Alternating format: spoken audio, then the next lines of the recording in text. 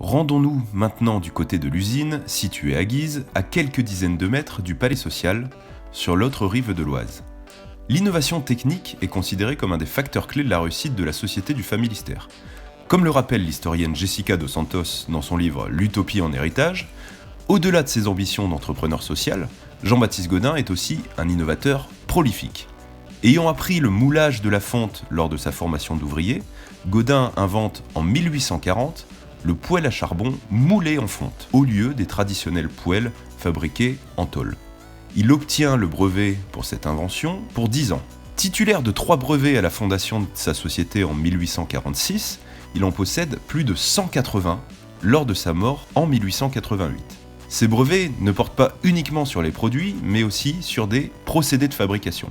Ce sont bien ses connaissances acquises dans le domaine du moulage, mais aussi ses découvertes réalisées dans le domaine de l'émaillage, qui permettent à Gaudin de créer et d'explorer de nouveaux concepts. A l'instar de la marque Tefal, la création de nouveaux produits s'articule autour de lignées développées par la société du Familistère tout au long de l'activité de l'entreprise, et ce, bien après la mort de Gaudin.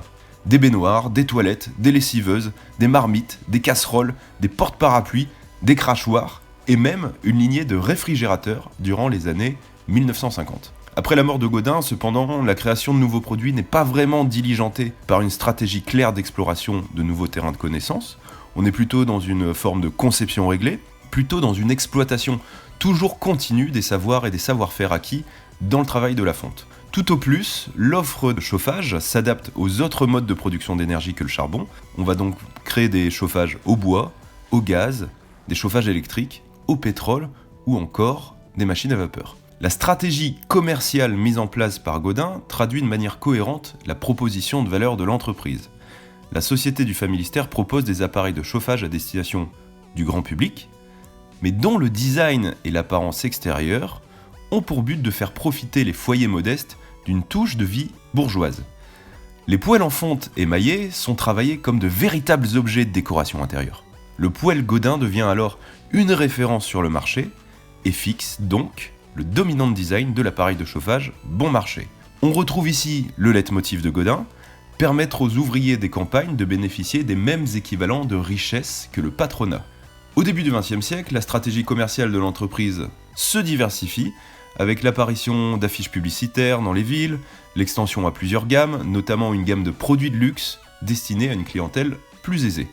Cette nécessité d'innover, dont les gestionnaires de la société du Familistère étaient pleinement conscients, se traduit par une organisation de l'usine propice à l'émergence de nouveaux concepts. En effet, l'usine est organisée en différents corps de métier et toute la conception réglée des nouveaux produits s'articule autour d'un pôle dédié, l'atelier des modèles. C'est dans cet atelier, sorte de bureau d'études interne à l'usine, que sont réalisés les esquisses et les dessins des futurs produits de la gamme. On retrouve ici une organisation typique de l'ambidextrie structurelle.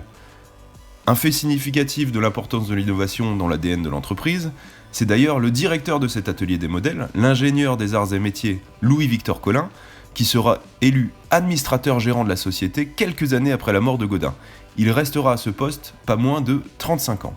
Cependant, l'originalité de l'association du Familistère ne réside pas vraiment dans ses produits, mais bien dans son système de gouvernance d'entreprise et dans la conception même du palais social. Le palais social, c'est la ville utopique que Gaudin a imaginée pour ses ouvriers.